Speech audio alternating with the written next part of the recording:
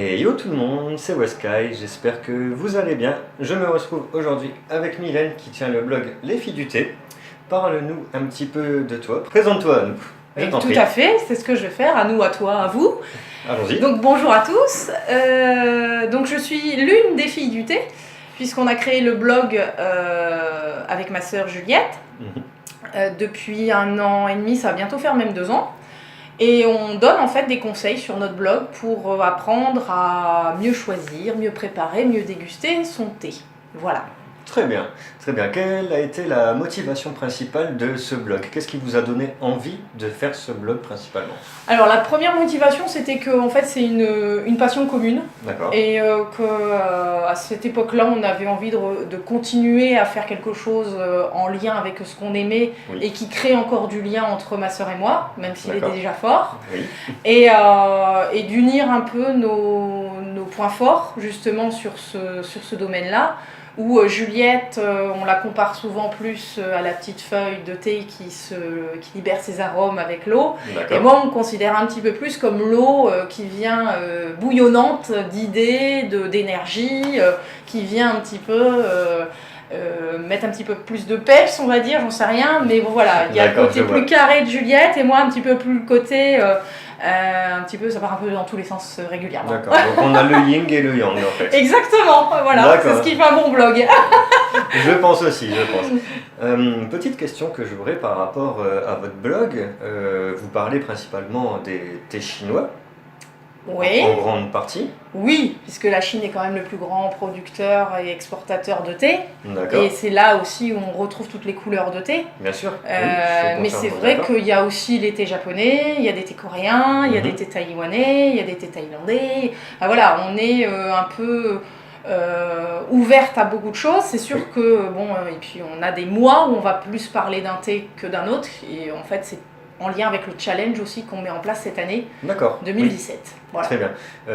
Donc par rapport à ça, ce que je voulais savoir principalement, c'est que vous vous êtes dit en faisant le blog, on va parler principalement donc, des thés asiatiques, mais pourquoi on est venu à ça? Est-ce qu'à partir d'un moment vous en avez eu marre en fait des thés commerciaux qui a fait que vous en êtes venu à goûter des thés plus savoureux, si je peux dire?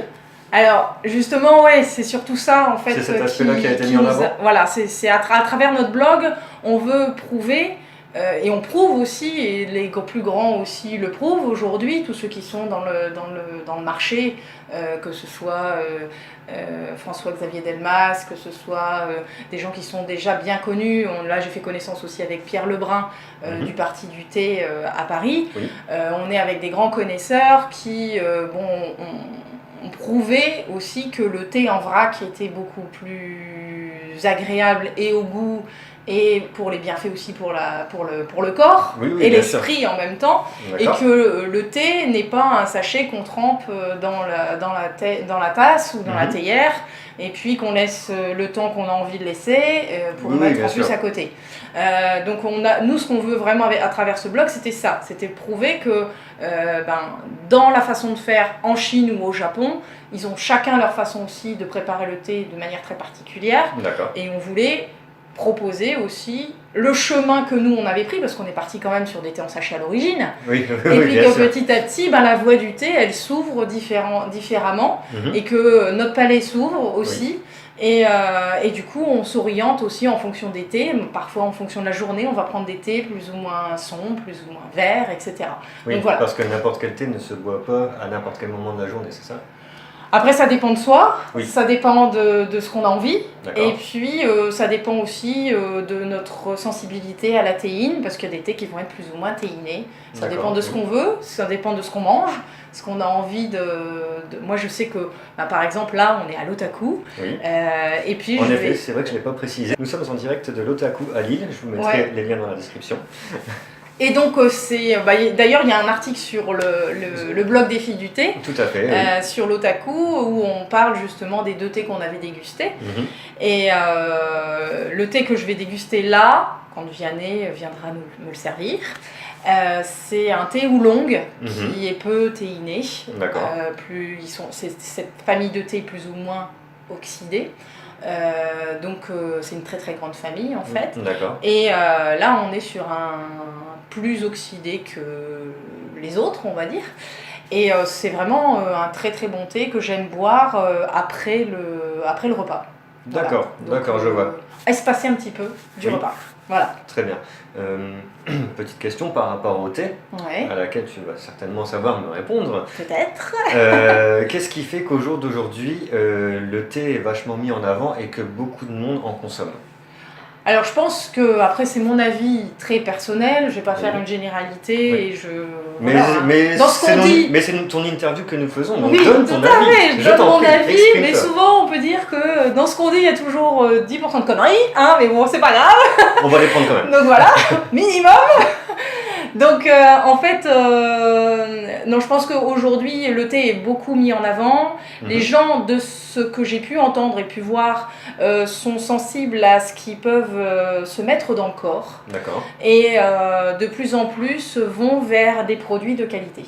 Très bien. Donc le thé, qui est à l'origine une plante médicinale, souvent les gens finissent par se mettre au thé pour les bienfaits qu'il peut procurer. Mais sachez qu'il peut procurer les bienfaits surtout par le fait de le préparer correctement. Et c'est ça aussi qu'on met en avant dans notre blog. Qu'est-ce qui a permis à votre blog d'en arriver à ce qu'il en est au jour d'aujourd'hui, c'est-à-dire avoir eu une telle expansion? Alors, notre blog, pour le coup, on suit les conseils d'un blogueur dont nous avions parlé, qui s'appelle Olivier Roland. D'accord. Qui a une formation sur la façon dont on va créer un blog justement. Donc il donne plein de conseils là-dessus pour faire un blog qui marche aussi, bien sûr. Ce serait dommage de faire en sorte de donner des conseils qui marchent pas. Et puis donc il y a ça, et je pense qu'il y a aussi la façon dont on le fait. Oui. Parce que Juliette comme moi, on a décidé de créer ce blog-là pour faire plaisir aux gens, parce qu'on aime le thé, mais on aime les gens aussi. D'accord. Donc c'est pas que rester derrière notre ordinateur et puis écrire nos textes. C'est aussi et surtout, prendre un thé, c'est aussi un moment de partage. Oui, donc c'est un partage, on va dire, collectif. Ouais. Et en même temps, vous vous ouvrez au monde. Exactement, voilà. Très bien, c'est une belle philosophie. Voilà. Retenez-la. Donc en fait, il y a surtout ces éléments-là, et puis voilà, donner toutes ces choses. Et c'est pour ça aussi qu'on a fait des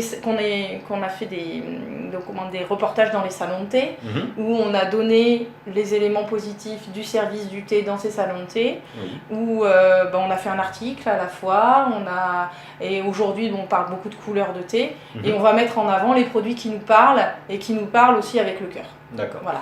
Par rapport aux différents salons de thé dans lesquels vous avez pu faire des reportages, est-ce qu'il y en a parmi ceux-là où vous avez gardé une plus ou moins bonne expérience? Est-ce qu'il y en a eu des plus médiocres que d'autres, ou des vraiment exceptionnels?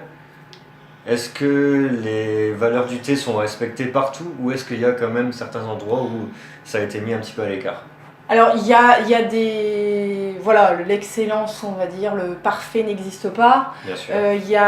Je pense que les personnes qu'on a rencontrées en général, qui sont ou salon de thé ou qui proposent du thé, ont tous l'envie de bien faire. Oui. Donc à partir de ce moment-là, ils sont à l'écoute aussi des éléments qu'on a pu leur donner après, en faisant des feedbacks sur la façon de servir. Il y en a qui sont demandeurs aussi.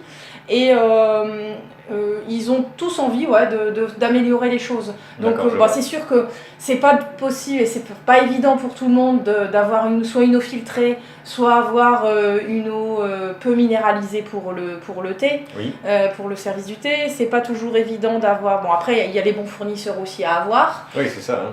Voilà, ça et aussi, ça c'est pas toujours évident. Voilà. Et puis le temps d'infusion, où je pense que pour moi il faudrait le laisser dans les salons de thé, gérer soi-même. D'accord. Parce qu'il y a des gens qui préfèrent aussi avoir des infusions plus longues, etc. Donc il y en a qui infusent et puis qui enlèvent tout de suite l'infusion, mais je pense que moi je trouve que c'est plus juste de laisser la personne infuser son thé, pour pouvoir dire vous gérez votre infusion comme vous le voulez, mais sachez que le temps nécessaire c'est celui-là. D'accord, très bien. Je te remercie beaucoup pour tous ces renseignements. Merci. Maintenant, ce que je te propose, c'est qu'on fasse une petite dégustation de thé. Bah oui, avec plaisir. Bah oui. là, je vais laisser La tourner. fée des eaux des jardins de Gaïa. J'ai fait un article dessus justement sur l'otaku. C'était le thé que j'avais choisi. D'accord. Et franchement, j'en suis ravie. Donc les jardins de Gaïa en plus, super marque de thé qui soigne vraiment le côté équitable, commerce équitable, thé bio, etc. Et ça, pour le coup, pour nous aussi, ça nous parle énormément. Et thé en vrac. D'accord, Voilà. très bien. Donc nous voici à présent avec nos thés. Bonjour à vous. Salut la fée des eaux. Salutations. Qu'est-ce que tu as pris comme thé? Dis-nous tout. Alors j'ai pris la fée des eaux, comme je le disais tout à l'heure, des jardins de Gaïa. D'accord. Donc c'est un oolong. Oolong. Oui, qu'on appelle aussi un thé bleu-vert. D'accord. C'est une grande famille qui se situe entre le thé vert, on va dire, et les thés rouges qu'on appelle nous les thés noirs de Chine. D'accord. Donc très bien. thé de Chine. Mhm.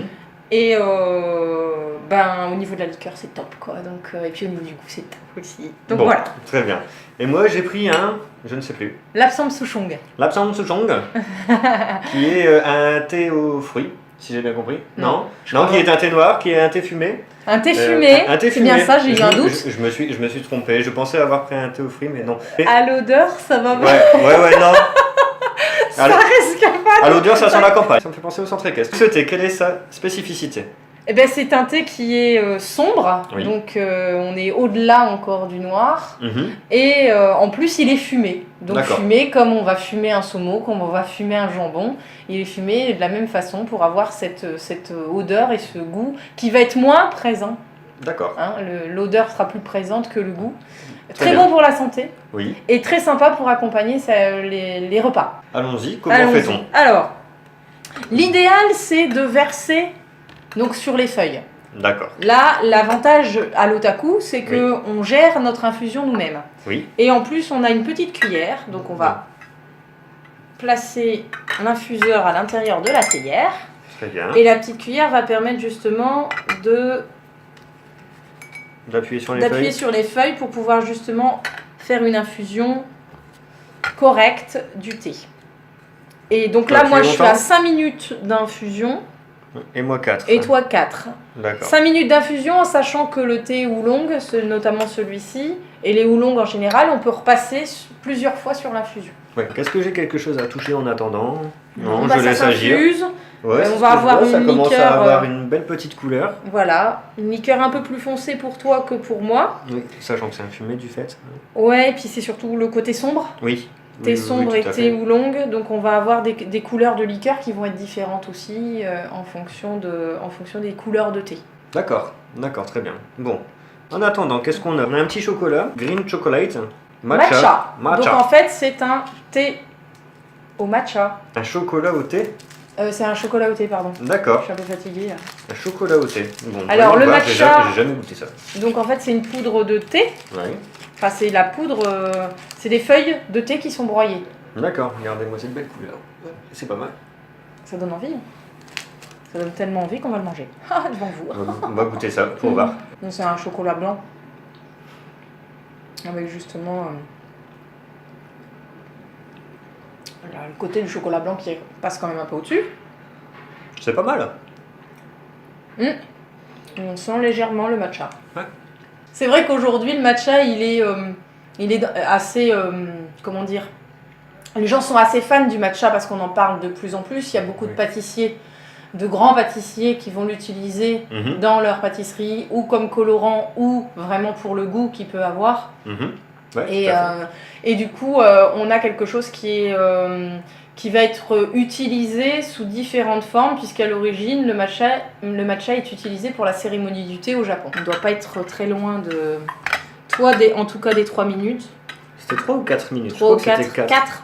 Ouais, là je pense que ça va être bon. Je vais pouvoir le retirer bientôt. Enfin, je vais pouvoir me servir bientôt plutôt. Voilà.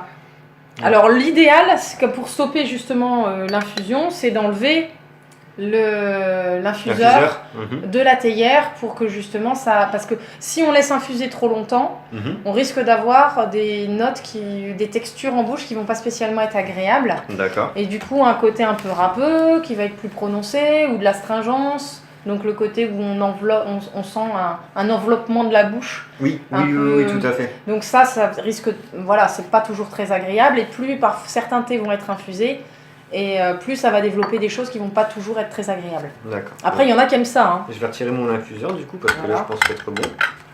Hein, petite technique pour pas vous brûler. Regardez la technique Wesker. Hop là. Je pense qu'on est bon Donc là. toi Alex, t'es amateur de café. Amateur de café, de père en fils. Ouais.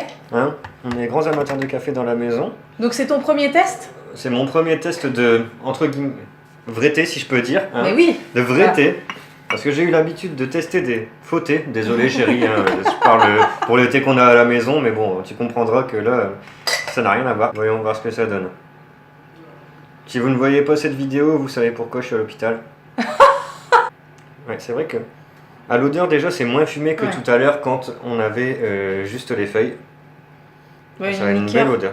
Une liqueur Ça a une très belle dorée. texture pardon et une belle couleur. Ouais. Franchement, ça donne envie. Je vais goûter ça tout de suite. Maintenant, Santé. place à la dégustation. Santé. Santé. À vous les British. Ça fait saner. Ça fait ça. Alors, assez léger.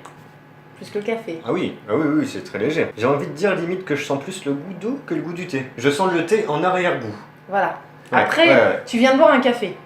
Oui, dire quand même. j'ai bu un café il y a une demi-heure. Oui, Voilà. oui, précisons-le. Donc t'as encore des restes du café. Ouais, tout à fait. Toi, t'es un grand buveur de café. Grand buveur, 2 tasses par jour. Ça Ouais, va mais encore. bon, Mais bon, je bois mon café. Ouais, Plus que le thé, en tout à tout fait. cas. Ouais, ouais. Et donc, c'est sûr que là, en plus, il est nature. T'as pas rajouté de sucre. Jamais. T'as pas Sacrilège. Voilà. Eh. C'est comme mettre des glaçons dans un bon whisky. Voilà. Voilà. Ou dans du D'ailleurs, pastis, ça a hein. la couleur du whisky. Oui, Aussi. précisons-le. Et mais c'est vrai que là, par rapport à ça, ça va jouer aussi sur ce que tu vas ressentir. D'accord, je vois. Et c'est vrai qu'en fonction de ce qu'on a mangé, Mhm. ça va pouvoir avoir... C'est comme le vin, en fait, le thé. Oui, d'accord. Tu le compares à ça. Le but, c'est ça aussi. C'est d'un moment pouvoir se dire qu'on peut accompagner tout un repas, comme on l'accompagne avec du vin, Oui, avec du thé. tout à fait. Pour moi, c'est un vrai régal. Là, tu vois, plus je le bois, et plus je commence à sentir le thé. Peut-être aussi parce que justement, je suis en train de me désinhiber de tout ce café que j'avais auparavant. La première... Et peut-être que, aussi, plus j'en bois, plus mon corps et mon palais commencent à s'y habituer. C'est un chemin. C'est un chemin, tout à fait. Un Mais chemin. je commence à bien le sentir là. Ouais. Voilà. Je commence à bien sentir le goût du fumé dans la gorge là, qui est en train de traverser. Ouais. Mhm. Et ça va l'après-midi? Pardon? Ça va pour l'après-midi? Tu fais un tour à cheval ou ça va aller? Bon, ça va aller, ça va aller. Et ce thé-là, il peut accompagner largement et très bien des plats, pizza, enfin voilà, tous ces plats-là peuvent être aussi très bien accompagnés par ce genre de thé. Comment je veux dire? Tu accompagnes certains plats de Oui. thé. Oui. D'accord. Alors, il y a 2 thés aussi qui sont intéressants pour pouvoir accompagner les plats. Oui. Dis-moi tout. Il y a le thé au jasmin, qui est D'accord. très bon pour la digestion. Oui. Et puis le genmeisha, donc ça c'est un thé japonais, Mhm. qui est un mélange de riz soufflé, de maïs, de popcorn. Ça m'intéresserait en fait. Ouais. Et de thé vert japonais. Et du coup, et là on est sur un côté un peu noisette en bouche qui est assez agréable. Il y a même aussi du matcha genmeisha, D'accord. donc où on a la poudre de matcha qui est ajoutée dans le thé vert plus le riz, etc. Oui, je Et vois. ce thé-là est très très bon aussi pour accompagner les repas parce qu'il est très digestif. Très bien. Bon. Donc voilà, Bah, écoute, ça permet c'est- une bonne C'est digestion. super. Vous retrouvez toutes les informations sur lesfilles-du-thé.com. Et il est bon. Ouais, Ouais. tout à fait. Ouais, Ah. tout à fait. Comme quoi, une séance, une interview, ça suffit pour se mettre au thé. Mais La ça, preuve avec Alex. Mais ça radicalise pas quand même. Sachez-le. Non, mais bon, t'as au moins testé. J'ai testé, j'approuve. Voilà. J'approuve, même si je ne suis pas non plus Qui l'eût cru? un grand amateur, mais j'apprécie quand même. J'apprécie. Voilà, tu vois. Je continuerai à boire mon café, mais j'apprécie. Mais voilà, c'est le but. Ouais, c'est de se c'est dire bien, que franchement. on peut j'apprécie. aussi boire autre chose. À un moment, tu vas t'arrêter de boire le café dans l'après-midi parce que tu te dis le soir, je vais peut-être pas être en état d'aller me coucher parce que Ouais, bien sûr. si tu veux rester éveillé, tu vas boire du café longtemps. Mhm. Mais certains thés, alors on parle de théine, on parle de caféine, certains thés sont moins théinés que les autres. Et notamment celui que je bois là, il est moins théiné, puisque les feuilles sont plus grandes, elles sont cueillies sur, plus bas au niveau de l'arbre, et donc c'est pour ça qu'il y a moins de théine dans ce genre de thé. Justement, en parlant de ça, oui. Par rapport à la théine, venons-en. Est-ce que ça a le même effet que la caféine, c'est-à-dire que la théine, tout comme la caféine, plus tu vas en consommer, plus ça va avoir un effet excitant sur le corps? Alors, la théine et le thé étaient à l'origine utilisés pour rester éveillé, pour pouvoir méditer. C'est ce que j'avais cru comprendre, oui, tout à fait. Donc en fait, ça nous maintient éveillés sans nous exciter. D'accord, voilà. Pas comme le café. Que je voulais comprendre. Parce qu'il y a un composant supplémentaire au niveau du thé qui fait que la théine va se diffuser plus longuement en fait dans notre corps. Alors que la caféine va faire un pic d'excitation, après on va redescendre, alors que la théine, on va plus avoir une sensation de... Alors, sur la durée. Dans la durée. D'accord, très bien. Et du coup, on a certaines personnes qui sont très sensibles à la théine et à la caféine vont avoir le palpitant qui va se mettre en route, etc. Donc en fait, en fonction des personnes, la théine peut avoir un impact sur nous ou pas. Très bien. Voilà. Bon. Moi je sais, il y a notamment le matcha. Le matcha, quand on le prend, vigilance quand même à l'heure à laquelle on va le prendre, puisque là on ingère complètement la feuille, puisque c'est une feuille broyée. Très bien. Donc comme on ingère complètement la feuille, on peut avoir on peut rester éveillé pendant un bon moment si justement on le boit un peu trop tard dans la journée. On conseille d'arrêter de boire du matcha ou des thés verts, notamment japonais aussi. Après 16 heures. D'accord, je vois. Big up à vous tous les jeunes qui partaient en boîte, au lieu de boire un verre de vodka Red Bull, prenez du matcha, vous resterez éveillé. C'est clair. Voilà. C'est clair. Ouais. Alors ça pour le coup, c'est beaucoup plus naturel et puis. Voilà. Et vous serez pas défoncé, vous ferez pas de mort sur la route. Exactement.